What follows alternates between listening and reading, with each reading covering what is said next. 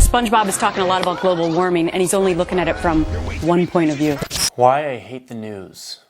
Brainwashed by the mainstream media. Santa just is white. Jesus was a white man too. He wrote a sentence ending with a brand new word. The president and a small group of people know exactly what he meant.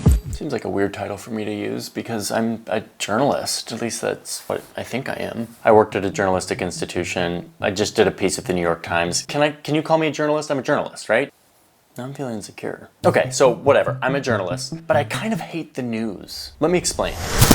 CNN breaking news. Tonight, it all comes down to this. So let's just first define what the news is or should be. The news, or the press, or the fourth estate, this sort of sacred thing, is meant to be a magnifying glass on our society. It's meant to look at the things that are really important, to make people stand accountable, to highlight the issues that you should be thinking about when you're voting or going about your day-to-day life. It's meant to give you important information about things like, I don't know, pandemics.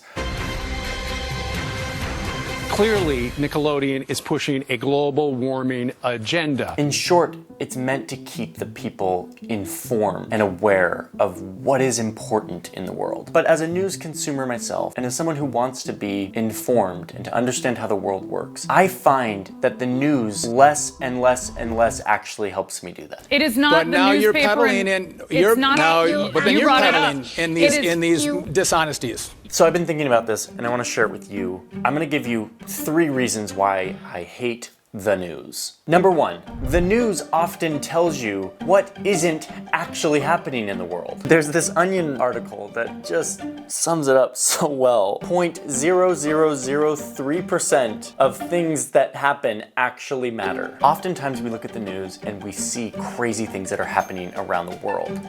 If there is a mass homicide, that will be national news tomorrow morning. If there's a terrorist attack around the world, that will be national news tomorrow morning. If a prominent politician says something really embarrassing, that will be national news tomorrow morning. What's the naughtiest thing you ever did? I have to confess, when me and my friends sort of used to run through the fields of wheat, the farmers weren't too pleased about that. What all these things have in common is that they don't happen very often. They're super rare. They don't teach us anything about how the world actually works. They teach us about how the world doesn't work and how sometimes it does. The outliers, the aberrations. My big problem with this is that someone who reads the news every day and uses it as their gateway into the world will often walk away with a completely delusional version of how the world works. They will assume that terrible things happen more often than they actually do. Our view of the world is at stake here. And when the information available to us is the stuff that doesn't happen very often, the stuff that's actually an aberration from the norm, we get a distorted view of how the world works. Number 2, the news has become way too fun. Meeting with a pirate?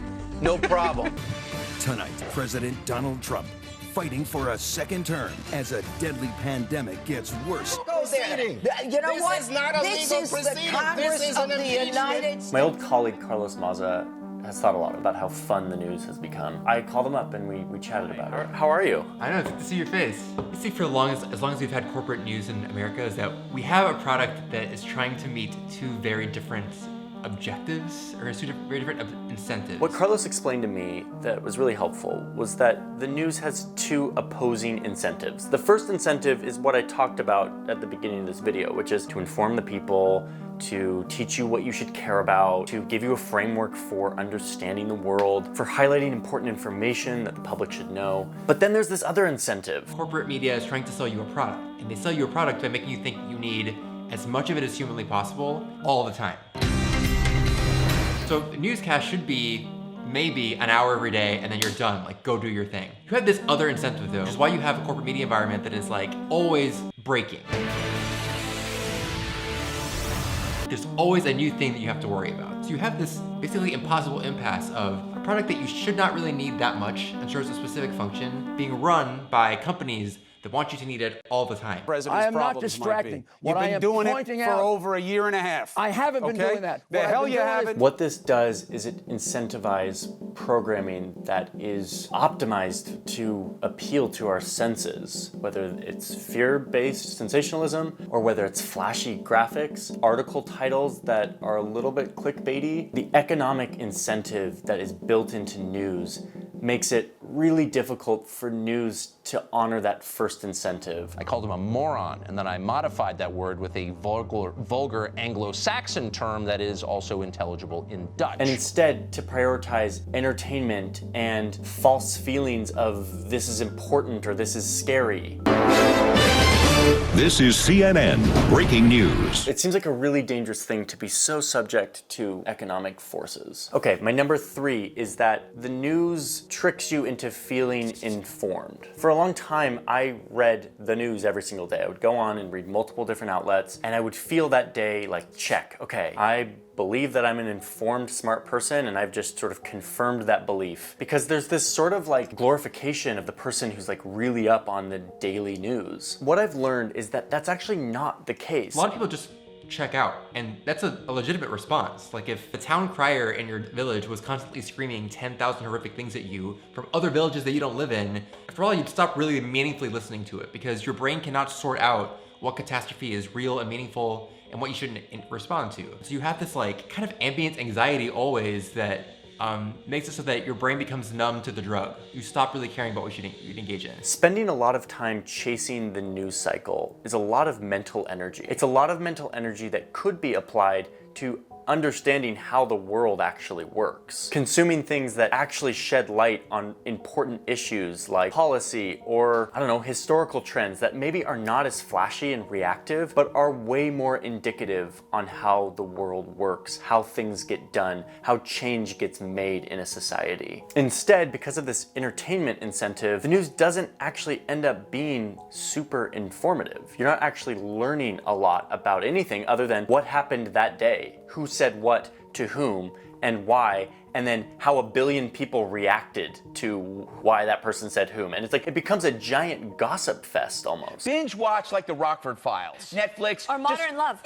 That's terrible. No, it was really good. Modern Love makes me sick. How about Person of Interest? Ooh, I like that. That's a good show. Can I say something now? No. It's almost built to appeal more to our gossip impulse than to our desire to learn about the world. The epitome of this is this sort of like pseudo debate format that a lot of TV news takes part in. The 5-person talking head panel, you have a moderator who pretends to be relatively neutral, and then 4 commentators, 2 from the left, 2 from the right, who are arguing about whatever the topic of the day is. That format is a straight rip from ESPN. Like, those formats are a carbon copy of the arguing and almost like reality TV model that has been used in sports media for a while. This is not journalism. This looks like journalism because it looks like there's a robust debate going on. Stop it! You're abusing power right now on air. Stop filibustering her. But journalism is about evidence. It's about going out and gathering evidence and scrutinizing it and then putting it together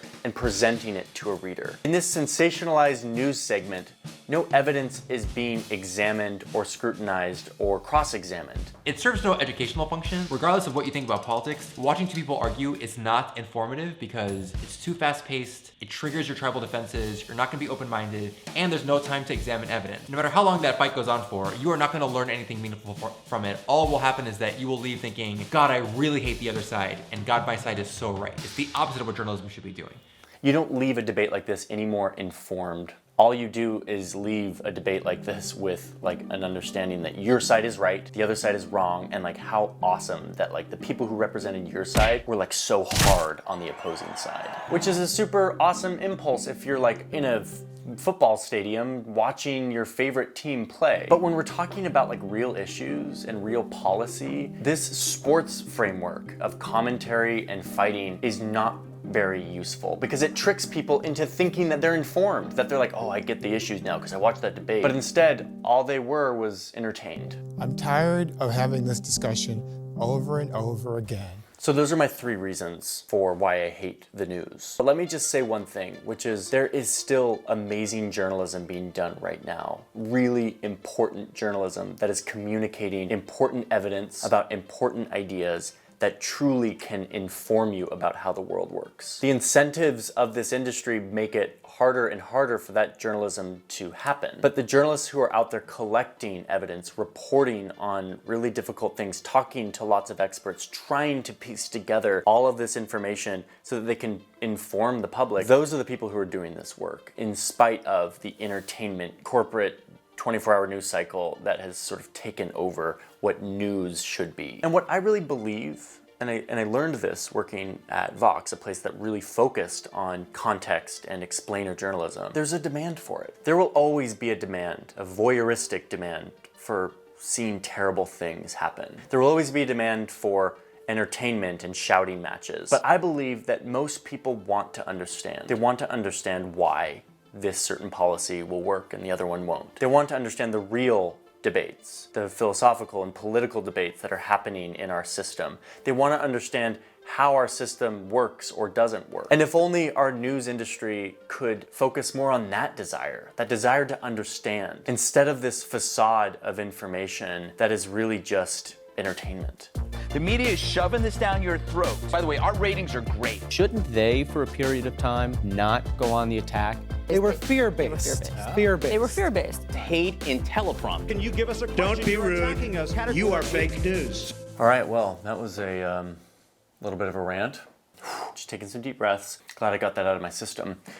If you want a place to put your rants and thoughts out into the world, choose Squarespace, which is a one-stop shop where you can build an online presence. As someone who runs an internet business and thinks about internet community and marketing and all this stuff, Squarespace truly does have an amazing set of tools for developing a voice and a presence on the internet and doing so in a beautiful way. They've got these templates that are like really nice looking and well designed. It's all easy and drag and drop. It's not like code. Like you go back and you build your website. Squarespace supports this channel and I'm really grateful for that. There's a link in my description. If you click that link, you get 10% off your first purchase of anything, whether it's a domain or hosting service or whatever Squarespace offers, 10% off. Clicking that link helps support this channel, but it also can kickstart your online presence. If that's something you're thinking about doing, you should check out Squarespace. So thank you all for being here and for listening to my big rant about the news. I am in the middle of brainstorming some really fun, wild, big, deep videos for 2021. Some international explainers that I am working on right now that I think you're all gonna really like. And they just take more time. Dude, journalism just takes more time. I have to go and like read all this stuff, talking to the experts, reading all of like the journals and the think tank pieces and all this stuff, putting it together, that just takes time. But quality journalism is an important thing. So anyway, have a great day. I will talk to you later. SpongeBob, what are you doing?